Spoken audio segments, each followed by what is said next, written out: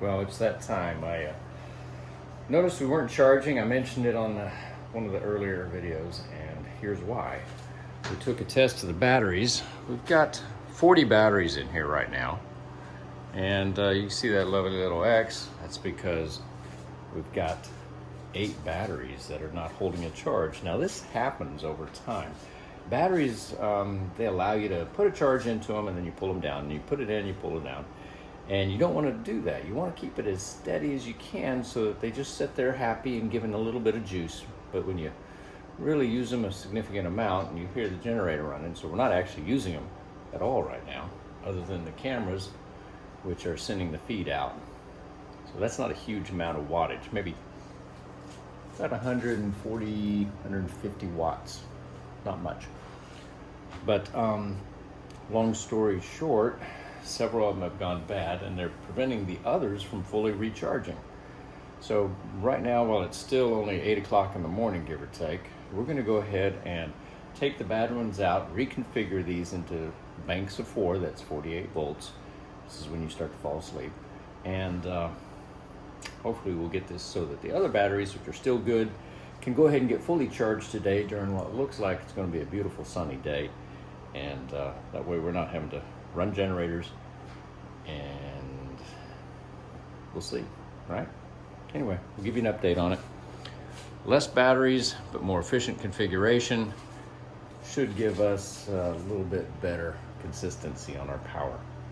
It's time for lithium. We'll see. Take care. Right now, we're making bagels. We're doing that with electricity. Currently, we're doing that with electricity that we actually are creating with the generator.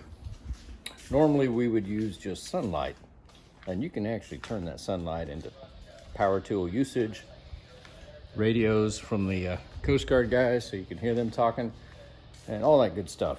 But as I mentioned a little bit earlier, our battery bank got a little bit puny on us.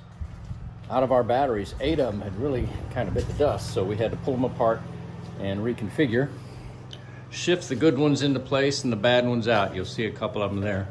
Now, anybody that knows anything about batteries knows that you do not mix and match batteries based on age. It just, I don't know, it'd be like throwing a 6th grader in with a 9th grade class. It just doesn't go well. So what we're gonna end up doing is probably having to get another 20 or so batteries, and that's going to mix match them again on age.